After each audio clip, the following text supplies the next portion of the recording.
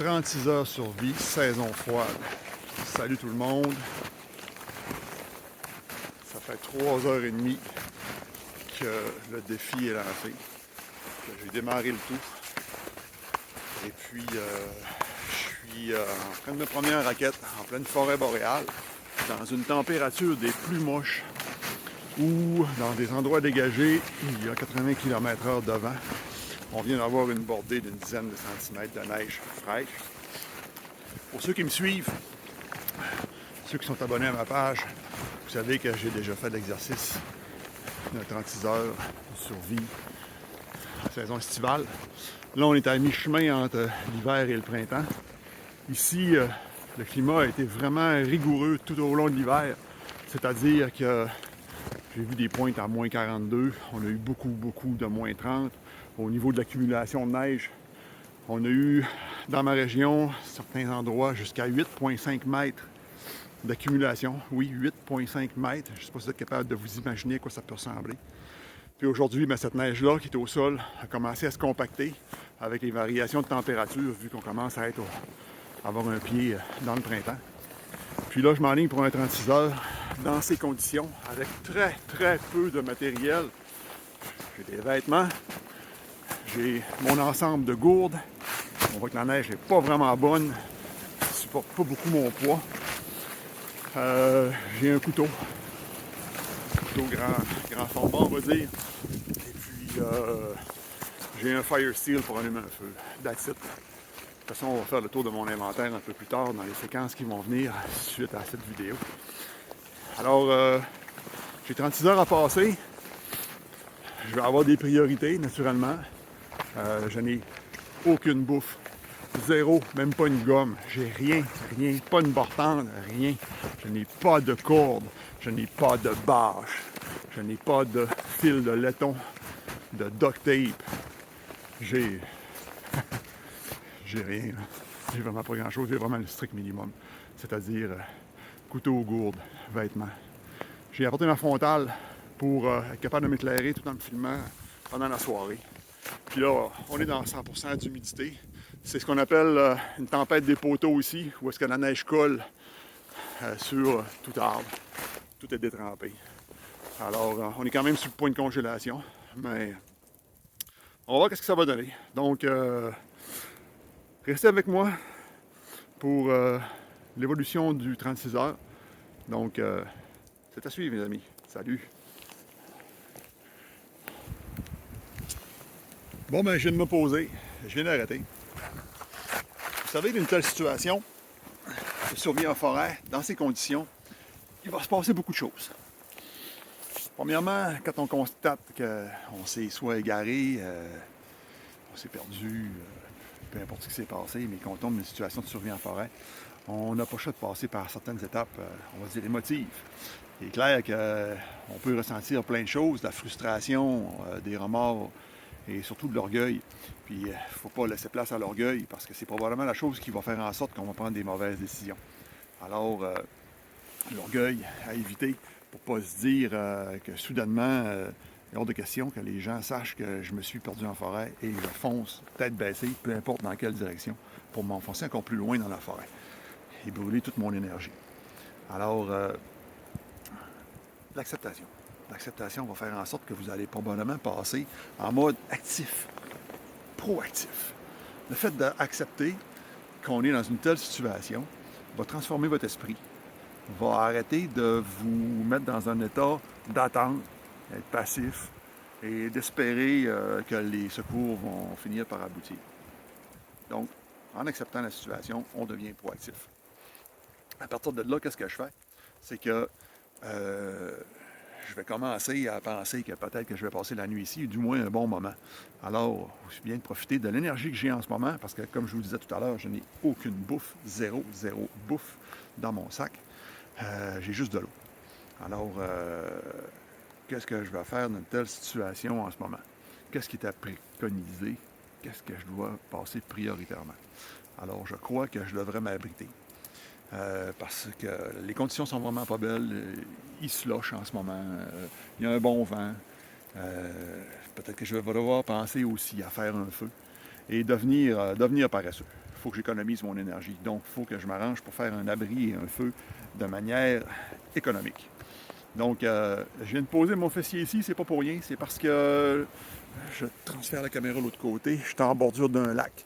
Sur le lac, on voit qu'il y a des arbres morts à proximité. Donc, en sondant la glace, la neige qui est compactée sur le dessus, je vais m'assurer de ne pas être en danger. Il ne faudrait surtout pas que je m'enlise là-dedans. Mais la forêt tout autour me protège du vent. J'ai un rocher qui est juste ici. Et il ne faut pas oublier que, n'ayant vraiment pas grand-chose, je n'ai pas de pelle, je n'ai que mes raquettes de plastique. Donc, creuser que mes raquettes, il va falloir que je fasse très attention. Donc, au niveau des abris, j'ai pas de toile, j'ai pas de bâche, j'ai rien là. Alors, j'aurais pas le choix de me servir de ce qui m'entoure. Donc, un abri conventionnel, probablement. Et peut-être de me servir du terrain. Donc, il y a un gros rocher qui est juste là. N'ayant rien pour creuser, j'aurais pu me faire un Quincy. Là, j'ai mes mains là, pour creuser. Là. J'aurais pu me faire un Quincy. Oui, ça aurait été très isolant. Mais si je suis en économie d'énergie, en ce moment, je ne suis pas sûr que c'est nécessairement la bonne solution. Donc, je vais profiter du terrain pour me protéger du vent, me protéger des éléments, puis m'arranger pour creuser le moins possible. Donc, économie d'énergie. C'est là que j'en suis rendu. Donc, je vais me mettre en mode proactif, tout en vérifiant s'il y a moyen de m'alimenter autour. Comme c'est là, j'ai vu que derrière moi, juste ici, il y a un pain blanc. J'ai vu un pain rouge tout à l'heure. Il y a du lichen pour le feu, il y a des bouleaux, il y a du combustible un peu partout. Je vais vérifier, je vois qu'il y a des zones pas loin. Les zones, je pourrais me nourrir des chatons d'aune, soit l'autre crispé ou l'aune rugueux. Donc, je vais voir qu'est-ce qu'il y a de disponible. C'est sûr que le crispé, le goût est quand même assez intense, mais le rugueux, ben, il y aurait peut-être moyen de m'alimenter là aussi. Sinon, quand je vous parlais de pain tout à l'heure, il y aurait peut-être possibilité de me nourrir de cambium. Donc, je vais focusser abri-feu en étant le plus paresseux possible pour économiser mon énergie, parce que là, j'ai rien à me mettre sous la dent. Alors, c'est ce qui se passe pour l'instant. Puis, on suit l'évolution un petit peu plus tard. À tantôt. Séquence numéro 3. Je voulais vous montrer où j'en suis rendu, ainsi que contenait mon sac à dos. Dans mon sac, j'ai des vêtements pour la nuit, donc j'ai une doudoune et vêtements isolés, bas de rechange et mitaines de rechange aussi. Ensuite de ça, c'est ce que j'ai au niveau du couteau. Donc j'ai mon ensemble maillot qui comprend 8 maillots et un couteau plus petit format ainsi qu'un Fire Steel pour éventuellement allumer un feu. Et j'ai mon ensemble de gourdes ici, Nalgene stainless, qui va me servir de bouillotte pendant la nuit. Et à même incorporé à ceci, j'ai aussi une tasse à l'intérieur que je vais pouvoir suspendre au-dessus du feu pour liquéfier la neige que je vais pouvoir ensuite transférer dans ma bouteille Nalgene. C'est pas mal ce que j'ai au niveau de l'équipement. C'est tout. Ensuite de ça, j'ai commencé mon abri. Comme on peut le voir, il y a un bon mètre de neige ici compacté. Donc, c'est pas si mal au niveau profondeur de neige, mais elle ne porte pas du tout. Donc, je me suis fait un muret. Une muret où est placé l'équipement. Je vais couvrir de branchage de conifères, idéalement, sapin baumier, pour être plus confortable, une bonne trentaine de centimètres d'épaisseur. Je vais faire le feu à proximité ici, le long de la paroi, donc qui va m'isoler du vent. Et je vais couvrir le tout. Je vais mettre une toiture là-dessus pour les précipitations. Qu'est-ce que j'ai fait d'autre par la suite? J'ai accédé au lac. C'est là qu'on se dirige pour vous montrer ce que j'ai pu faire. Donc, le lac est sécuritaire pour le moment.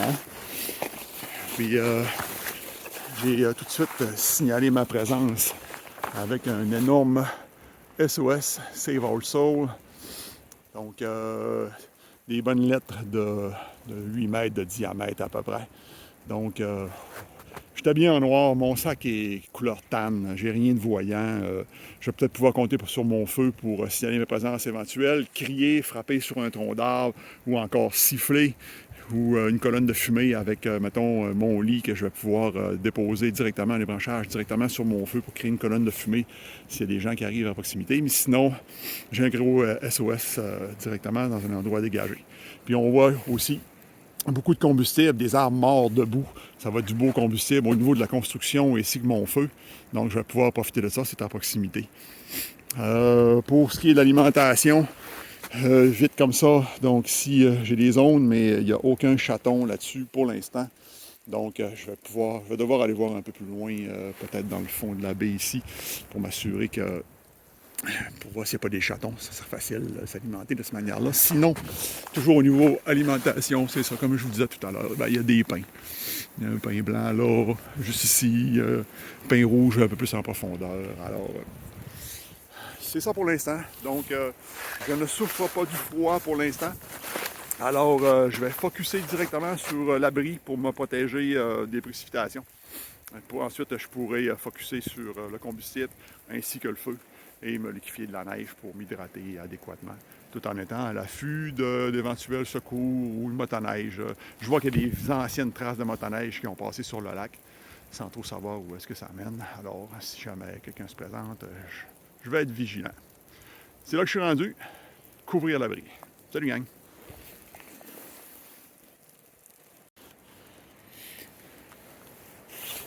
Ça fait maintenant 7 heures que j'ai pris mon dernier repas. Puis je vais être honnête avec vous, je commence à avoir faim. Là. Fait que je me suis penché sur le dossier, tout en fabriquant mon abri, en commençant à le combustible. Puis comme vous pouvez voir, le climat c'est pas beaucoup amélioré pour l'instant. Donc il vente très fort encore, précipitation, oui, neige. C'est vraiment pas top, c'est humide au bout. Donc pour l'alimentation, j'ai vu un vison passer sur le lac tout à l'heure live. J'ai pas eu le temps de le filmer, mais il était superbe. Mais qui dit vison, dit prédateur.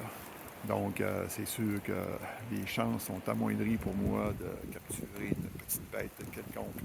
Alors je vais me pencher plus sur ce qui reste.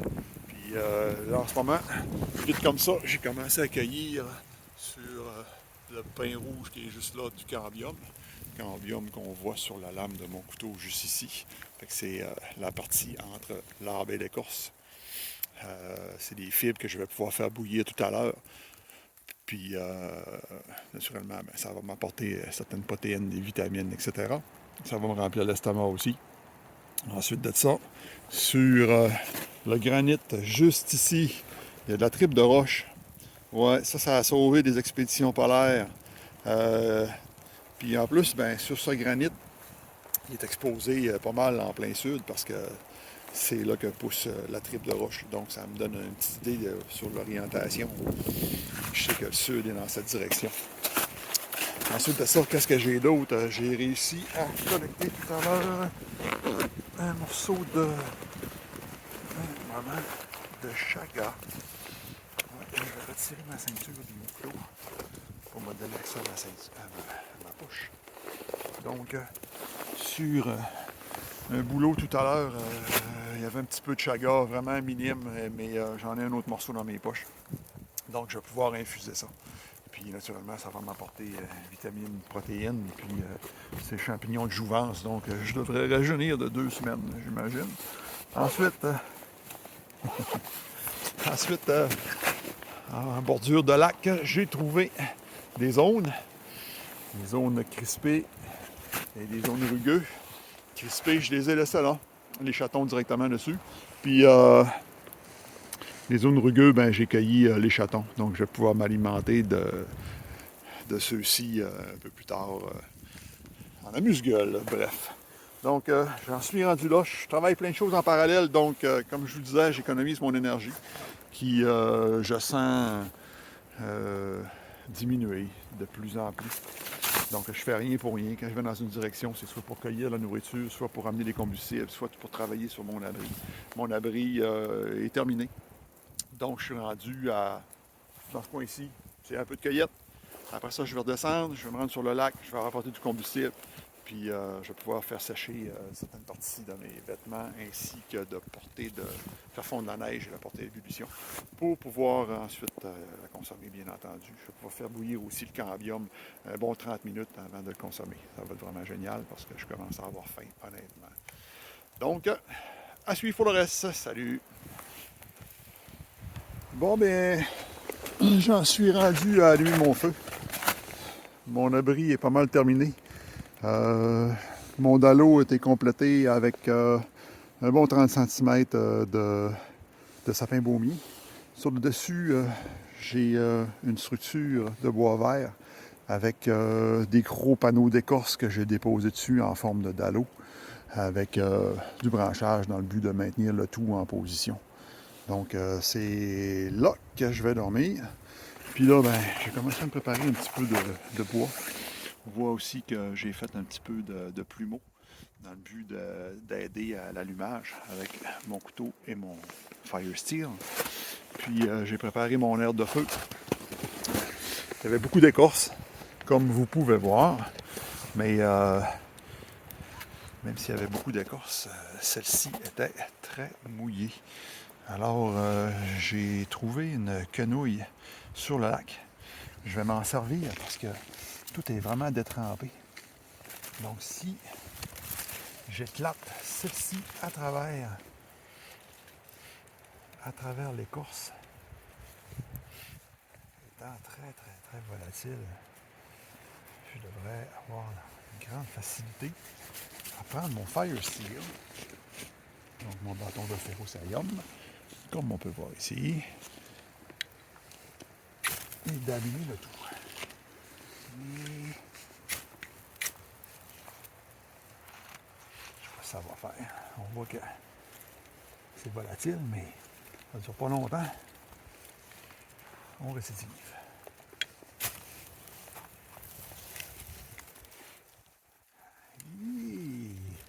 Tout est vraiment très mouillé. Alors, je vais déchirer un peu d'écorce dans le but de m'aider, soit le plus fin possible.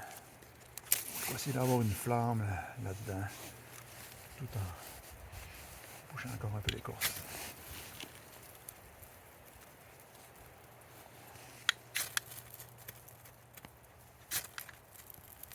Ok. Donc c'est vraiment grâce à la quenouille que l'écorce a allumé.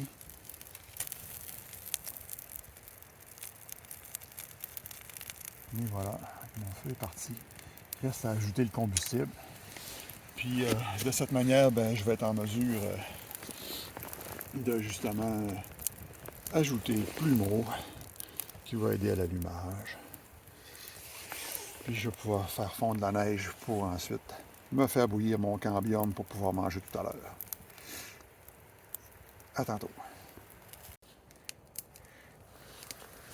Je suis chanceux, il a arrêté de neiger.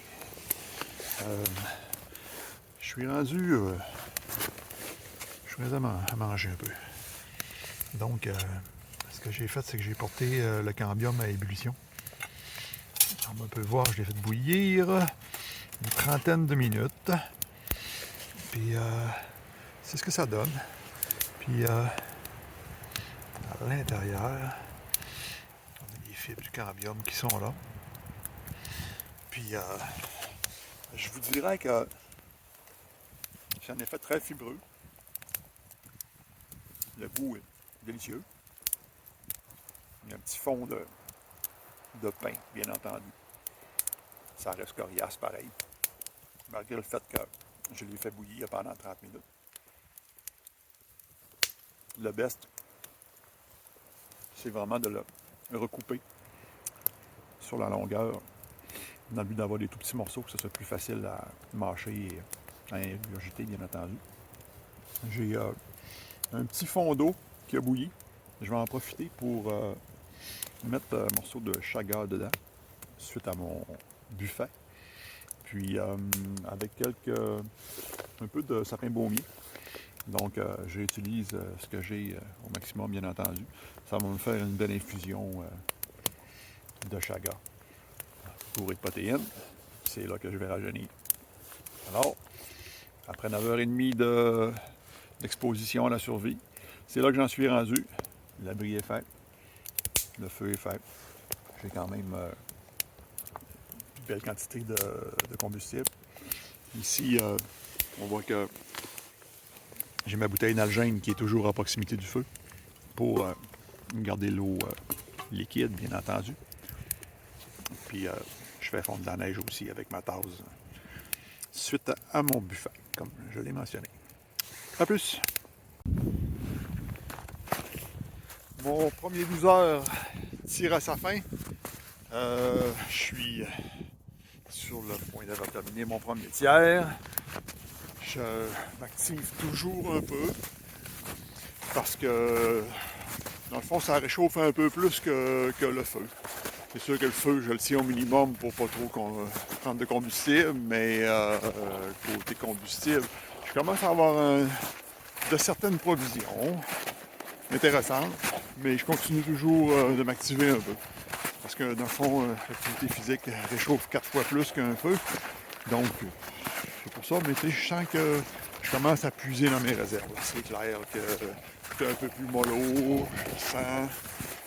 Mais suite à avoir mangé un peu de cambium, un peu de chaga, un peu de sapin baumier en infusion, j'ai mangé aussi des chatons d'aune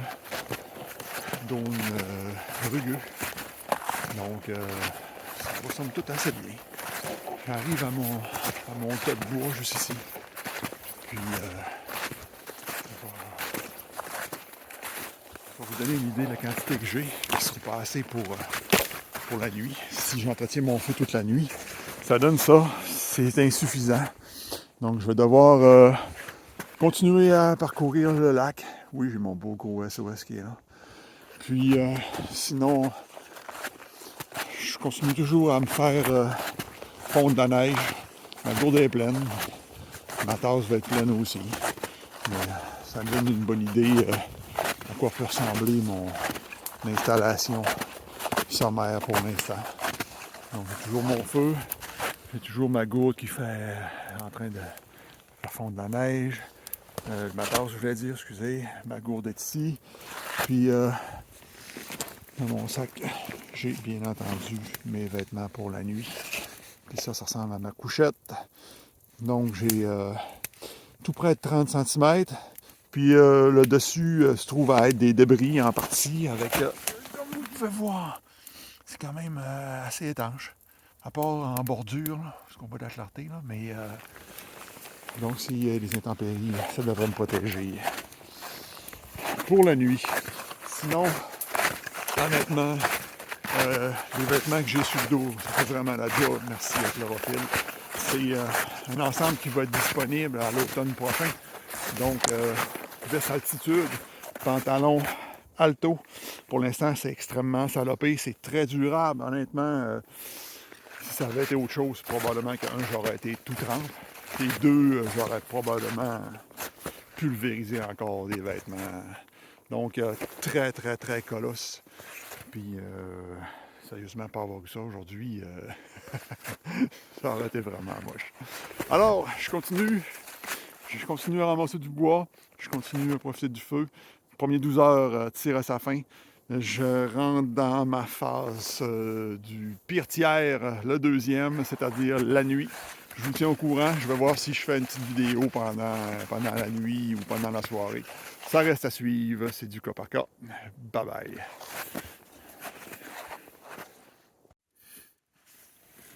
Bon matin. Je vais finir mon deuxième tiers. Mon 36 heures, 17 heures le matin. Je me suis réveillé plusieurs fois cette nuit pour entretenir mon feu, bien entendu. Tout en profitant pour toujours me vider la vessie, qui fait que je peux éviter les frissons. J'en ai quand même eu quelques-uns, des frissons. C'est sûr que quand tu as un frisson, ben, tu dégages un peu plus de chaleur, mais tu puises dans tes réserves, alors c'est à éviter. Quand je me levais, c'est probablement 11 heures à peu près pour alimenter mon feu. De ce côté-là. Donc j'ai toujours de l'eau. Et puis j'en profitais aussi pour chauffer ma gourde. Donc ma nagine qui est bien chaude. Que je me suis servi comme bouillotte. Donc je l'ai rentré sous mes vêtements entre ma doudoune et ma première couche. Puis, ça m'a permis d'avoir l'abdomen au chaud toute la nuit. Sinon, j'ai eu un peu froid aux pieds. Donc, j'ai pu toujours glisser ma bouillotte entre mes genoux, entre mes cuisses. Chauffer le bas du corps. Sinon, comment est-ce que j'ai installé? Je vous montre ça.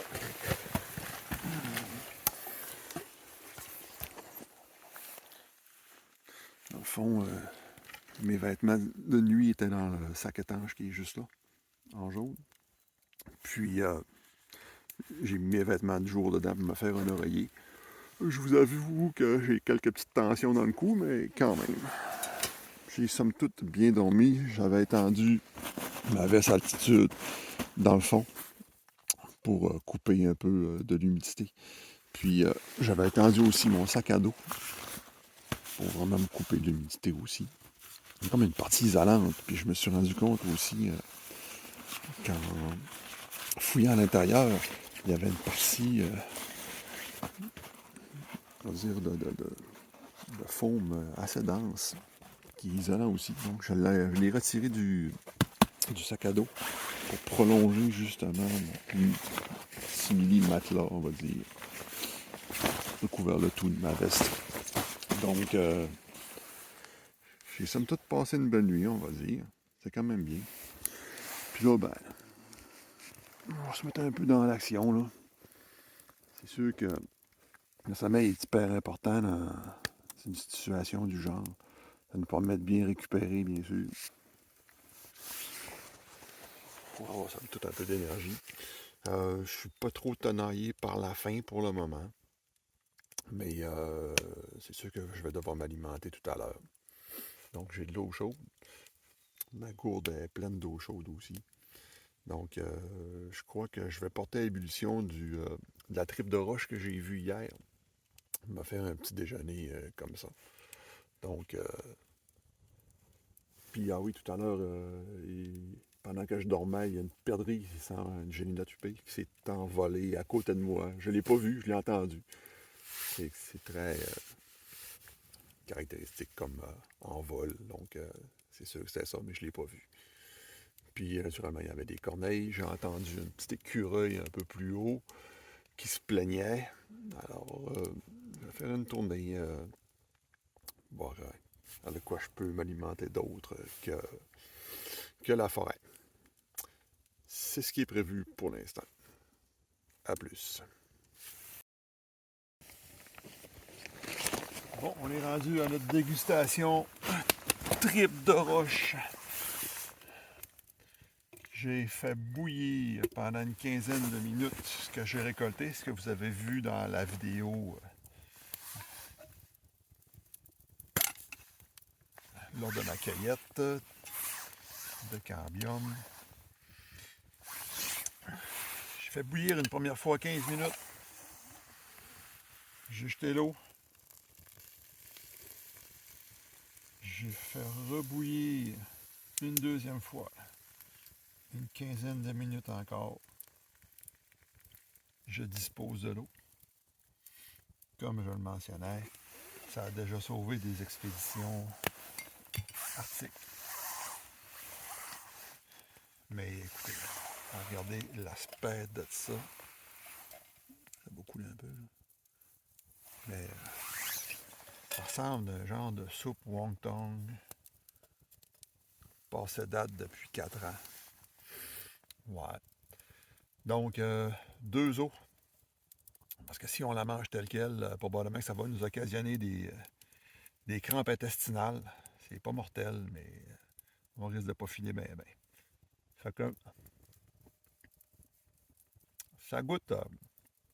Oh mon Dieu. Une pâte terreuse. Ouais. La texture est gélatineuse. Le verre est encore là. C'est pas que c'est mauvais, mais c'est que ça n'a pas vraiment de goût. Mais au moins, ça me met quelque chose dans le ventre. C'est au moins ça. Ensuite, je vais trouver encore un peu de chaga. Je vais pouvoir me faire une infusion. Naturellement, Je vais me refaire chauffer de l'eau. Et puis, j'ai oublié de mentionner, quand je vous parlais de la cueillette de cambium, ben, c'est super important de prélever le cambium juste sur une petite partie de l'arbre, non pas sur sa circonférence au complet, sinon ça va tuer l'arbre, ça c'est sûr. Fait que j'ai fait une plaque de quoi, à peu près 15 cm de large. J'ai gratté le cambium dans le but de le porter à ébullition. Ça a fait la job, puis l'arbre va survivre, ça c'est pas un problème. Donc à éviter de faire le tour. Sinon, ben, ce qui est le plus simple dans l'alimentation, c'est honnêtement les chatons d'aulne. Ça c'est on cueille, on mange immédiatement. Puis en plus c'est bon. Alors c'est ce qui est le plus simple. Puis suite à ça, j'ai vu un écureuil. Il est farouche l'écureuil. Mais ça serait bon. Mais je vais focuser sur la tripe de roche pour le moment. Alors j'en suis rendu là. Il est 10 h le matin. Puis le périple se termine à 19 h. Alors, troisième phase, troisième tiers. Ça se passe bien. Je vais me faire une infusion tout à l'heure de cambium. Pas de cambium, mais de chaga. Puis ça va ressembler à ça pour l'instant. À plus!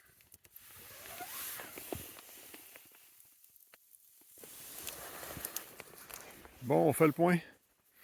Il est presque midi. Il reste 7 h. La bonne nouvelle, c'est que je viens d'avoir un beau brin de soleil. Ça réchauffe le corps. Ça fait tellement du bien, là. Ça, c'est vraiment fantastique. Puis, j'ai décidé de me déplacer très lentement. J'ai pas beaucoup de jus, honnêtement, là. Ça paraît. Vraiment. Alors, je me déplace très, très, très lentement. Je suis allé voir du côté est du lac. Parce que là, le soleil est au zénith. Je sais ce qui est le sud, bien entendu. Je suis allé voir du côté est. Sur place, j'ai vu quelques traces de lièvre. Sans voir de lièvre. Mais j'ai vu des traces de loups. Ouais, des loups encore. 300 mètres de mon campement. C'était effrayant. Alors, pour éventuellement prendre une petite bête, je me suis fait une lance qui sert de bâton de marche à la fois. J'ai fait ça avec naturellement mon ensemble maillot qui est ici, de la forge Malmstrom, outil indispensable, je m'en passerai pas. Je serais vraiment mal pris pour avoir ça, honnêtement. Puis j'ai décidé d'aller à l'autre extrémité, l'extrémité ouest du lac, où j'ai vu qu'il y a un écluse de castor. Donc il y a un barrage, je suis sur le barrage. Puis c'est là la belle découverte, c'est que j'ai réussi à trouver de l'aune rugueux. Donc c'est ce que je cherchais. Je vais avoir une belle récolte, au moins ça va me nourrir un peu. Puis c'est là que j'en suis rendu. Les amis, je poursuis mon chemin, je fais ma récolte, je retourne au camp. Puis rien ne dit que je me paierai pas un petit roupillon de récupération. Ça reste à voir à suivre. Pour l'instant, j'ai ajouté du bois en assez grande quantité à mon feu pour qu'il soit toujours live quand je vais revenir. D'ailleurs, je l'ai allumé qu'une fois, je l'ai entretenu tout le long. Donc, c'est toujours le même feu que je n'ai pas eu besoin de rallumer par la suite. Je ne l'ai pas perdu. En me réveillant à toutes les heures pendant la nuit, ben, j'ai pu ajouter du bois puis conserver comme ça. Alors, oui, je suis mollo. Je profite un peu du soleil. Je fais ma récolte. Je retourne au camp. C'est ça pour le moment. Bye.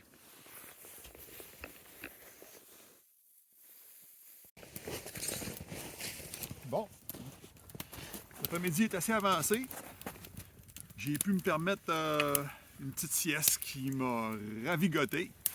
Donc, je me sens beaucoup plus énergique que ce matin. Je me suis alimenté toujours avec des petits chatons d'aulne. Et puis, qu'est-ce que j'ai fait d'autre? Je me suis hydraté, je me suis occupé du feu. Puis maintenant, l'après-midi est grandement avancé. Puis, on sait très bien que je ne passerai pas une deuxième nuit ici. Alors, hier, j'avais mentionné le fait que quand on prend du sapinage du genre pour se faire un matelas, bien, on peut s'en servir pour signaler notre présence aussi. en le mettant directement par-dessus le feu.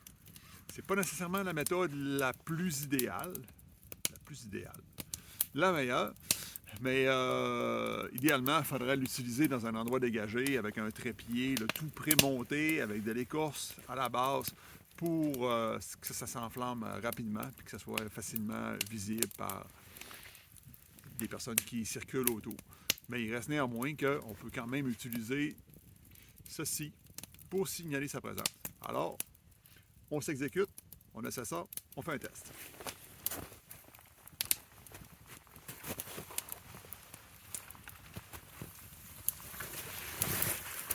Le lot au complet, directement par-dessus le feu.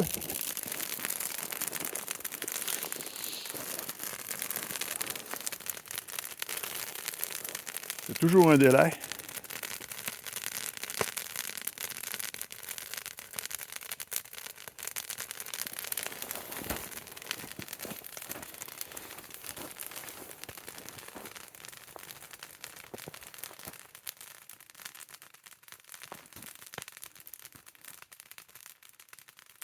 Il y avait quand même une bonne braise avec une belle flamme.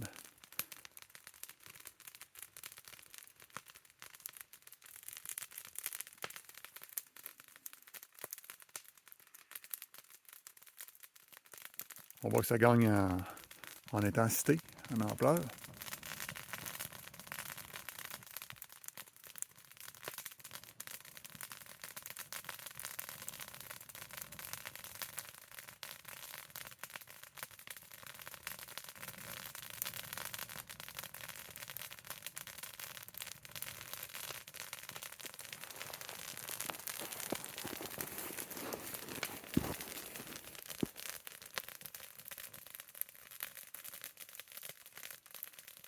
Oh yeah, là, ça commence à être intéressant.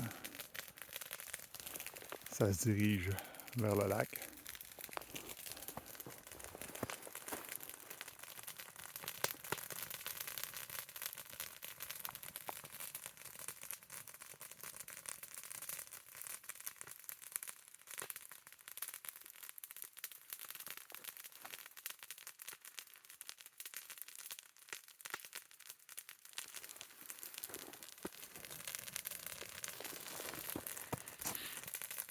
C'est moins éphémère qu'un trépied. Un trépied va durer à peu près 60 secondes de fumée.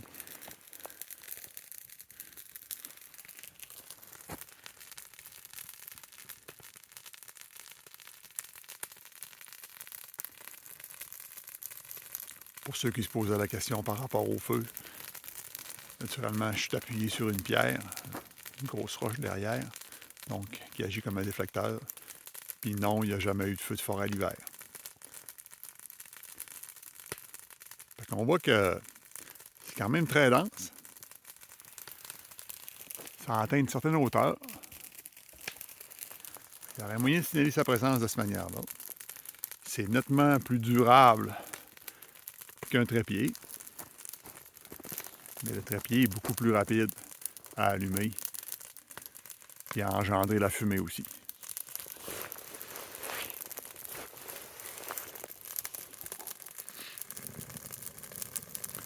Les flammes sont sur le point de sortir.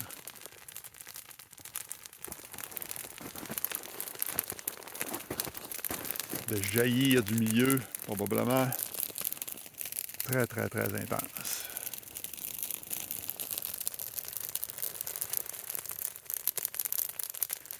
Naturellement, si on sacrifie notre lit, il faut que ça vaille la peine.